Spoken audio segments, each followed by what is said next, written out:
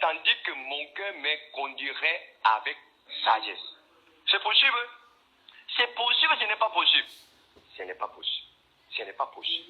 Donc finalement, à la fin de sa vie, il devait servir quoi? Les idoles. Il a pensé qu'il peut contrôler son cœur.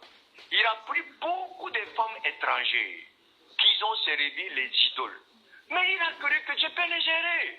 Il n'y a aucun problème. C'est moi qui dirige ma vie. C'est moi qui décide dans ma vie.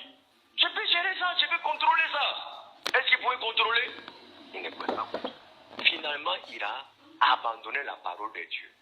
Ça donc, ces deux choses ne peuvent jamais marcher ensemble. Donc nous devons décider.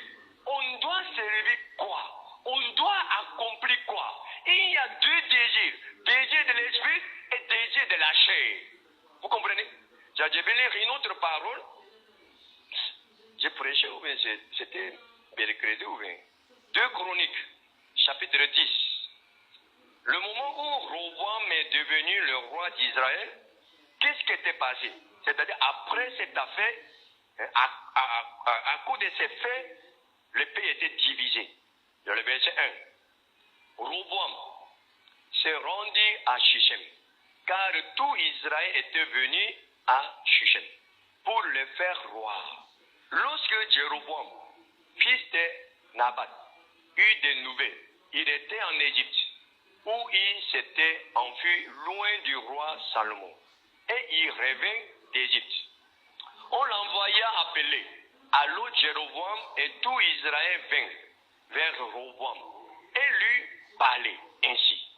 Ton père a rendu mon joug dur, maintenant, à l'aise, cette rude servitude est le joug pesant que nous a imposé ton père, et nous te servirons.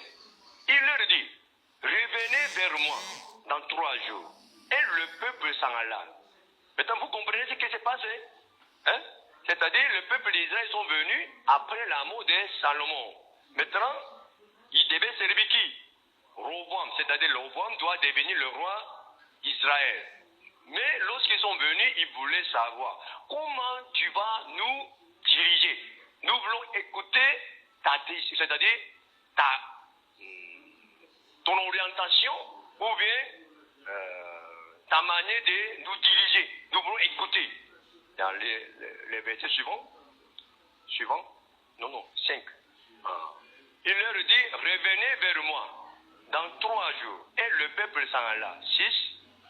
Le roi Roboam consulta les vieillards qui avaient été auprès de Salomon, son père, pendant sa vie. Et il dit, que conseillez-vous de répondre à ce peuple? 7. Et voici ce qu'il lui dit.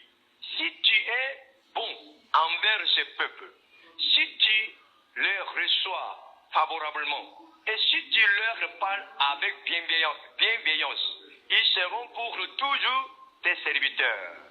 Mais Roboam laissa le conseil que lui donnait le vieillard, et il consulta les jeunes gens qui avaient grandi avec lui et qui l'entouraient. Il leur dit, que conseillez-vous de répondre à ce peuple qui me tient ce langage, à l'aise, le joug que nous a imposé ton père? Et voici ce que lui dirent les jeunes gens qui avaient grandi avec lui. Tu parleras ainsi ce peuple qui t'a tenu ce langage. Ton père a rendu notre joug pesant. Et toi, allège-le nous. Tu leur parleras ainsi, mon petit doigt, est plus gros que les reins de mon père. Maintenant, mon père vous a chargé d'un joug pesant. Et moi, je vous les rendre plus pesants. Mon père vous a châtié avec des fouets, mais moi, je vous châtierai avec des scorpions. Jéroboam et tout le peuple vint à Roboam le 3e jour, suivant ce qu'avait dit le roi. Revenez vers moi dans 3 jours. Donc maintenant, Roboam, il a écouté 2 conseils. C'est pas ça? C'est ça, hein? Premier conseil, c'est quoi? Hein? conseil des vieillards. Deuxième conseil. Hein? Conseil des jeunes gens qui ont grandi avec lui. C'est ça? Vous comprenez? Ça donc que maintenant, pendant ces 3 jours, il a écouté 2 conseils. Et puis maintenant, il doit réfléchir. Il doit choisir un entre 2. C'est ça? Il a choisi quoi? Le verset suivant, 13. Le roi leur répondit, durement, le roi Roboam laissa le conseil des vieillards. Il a laissé le conseil des vieillards pour prendre le conseil de qui? Conseil des jeunes gens qui ont grandi avec lui, c'est-à-dire ses amis. Le verset 14. Et leur parla ainsi, d'après le conseil des jeunes gens. Mon père a rendu votre jour pesant, et moi, je les rendrai plus péchants. Mon père vous a châtié avec des fouets, et moi, je vous châtierai avec des scorpions. Ainsi le roi n'écouta point le peuple, car cela fut dirigé par Dieu en vue de l'accomplissement de la parole que l'Éternel avait dite par Achija de Silo à Jéroboam, fils de Nébat. Écoutez bien. Pourquoi les jeunes gens de Roboam ont conseillé comme ça? Pour détruire le royaume de Roboam à cause de la jalousie. Voilà, voilà, notre ami va devenir le roi. Mais nous ne sommes pas contents. Et notre ami, s'il devient le roi, il va régner sur nous. Donc on n'est pas content. À cause de cette raison, il voulait gâter ça. Hein? Ou bien, ce que je suis, les vieillards, et puis les jeunes gens de Roboam, et tous, ils ont donné ces conseils pour qui? Pour Roboam. Pour sa réussite. Pour qu'il puisse régner le peuple d'Israël, justement, exactement. Vous comprenez? Mais le conseil des jeunes gens était un mauvais conseil. Vous comprenez? Lorsque Salomon écoutait ces 2 conseils, il devait réfléchir beaucoup. Pourquoi? Son père était qui? Son père était Salomon, qui est le plus sage du monde. C'est-à-dire, Salomon a dirigé le pays. Donc, ce pays était dirigé par une personne qui était la plus sage de ce monde, la personne qui est vraiment fort, qui est vraiment capable de diriger ce peuple. Il est capable de faire beaucoup de choses. C'est-à-dire, il est un homme qui est idéal. Comme Tozolo. Est-ce que vous étiez hier?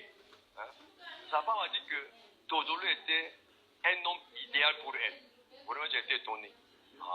Ces gens de personnes aussi peuvent devenir un homme idéal. C'était vraiment incroyable, mais c'était la réalité. C'est donc, il sera toujours comparé avec son père Salomon. Voilà ton père, lorsque ton père a dirigé ses pays, voilà comment il a dirigé, comment il a fait. C'est-à-dire, il sait qu'il sera toujours comparé avec son père. Il voulait bien diriger ses pays. Vous comprenez? Donc, il a demandé conseil. Il n'était pas dictateur. Quand même, il a réfléchi. Il a demandé le conseil. À qui? Aux vieillards. Ceux qui étaient avec Salomon. Ils ont donné leur conseil. Il a écouté.